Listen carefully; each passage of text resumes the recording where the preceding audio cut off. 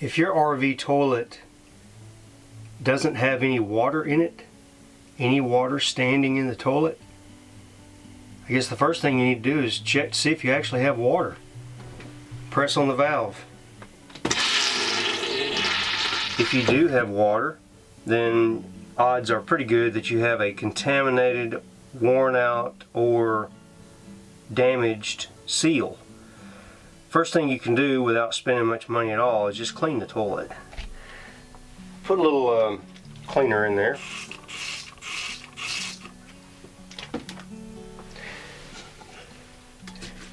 And really focus on the rim of that seal and the ball. The ball is the white thing in the middle.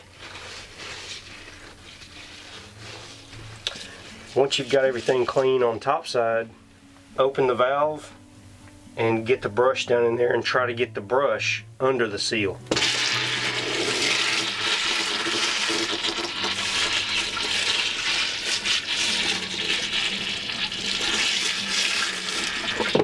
Alright, now you're going to wait and see if your water leaks out behind the seal. If it doesn't, you fixed your problem. If it does, here's what you got to do next. Before you remove the seal on that toilet, you're going to want to flush your tanks until they are absolutely running clear, and then flush them some more. You're getting ready to open up the belly of the beast and you don't want any surprises. Okay, now you're going to need some disposable gloves, and I use this plumber's lubricant called Magic Lube. It's got Teflon in it. We're going to remove the seal, inspect it, lubricate it, and reinstall it. One of the moving parts in here is actually that ball, that white ball right there, and it is sealing up against the bottom of that black seal. We want that lubricated well.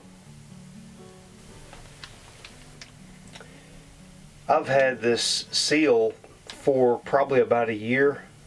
I just wanted one on hand in case, you know, I woke up one morning and that toilet was dry and I couldn't figure out how to make it seal.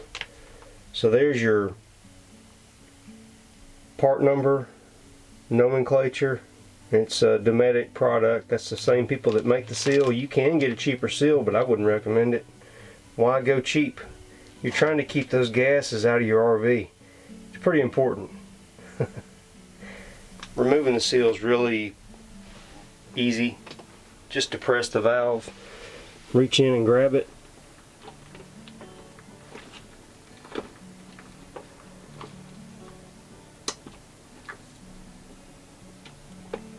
Alright, after pulling the old seal out and inspecting it, I decided to go ahead and use this new seal.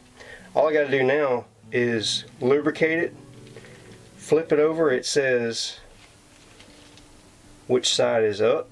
Right there where my thumb is, it says this side up. But I'm going to lubricate this bottom side, flip it in there, and install it.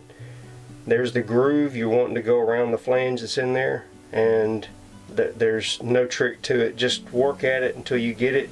To install the seal after you've lubricated it, leave the ball closed. That way you don't run any risk of dropping the seal down inside.